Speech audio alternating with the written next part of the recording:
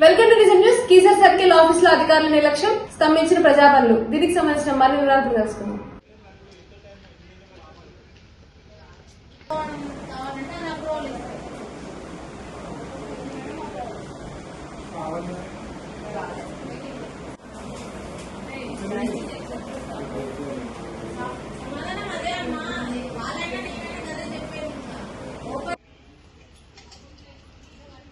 వివరాల ప్రకారం మేడ్చల్ జిల్లా కీసర్ సర్కిల్ ఆఫీస్ అధికారులు సిబ్బంది గైహాజరు మరియు నిర్లక్ష్య కారణంగా ప్రజల పనులు పూర్తిగా స్తంభించిపోయాయి. ఇంటి అనుమతులు, ఫింక్షన్లు, ధృవీకరణ పత్రాల కోసం వచ్చే ప్రజలు గంటల తరబడి నిరీక్షిస్తూ తీవ్ర అవస్థలు పడుతున్నారు.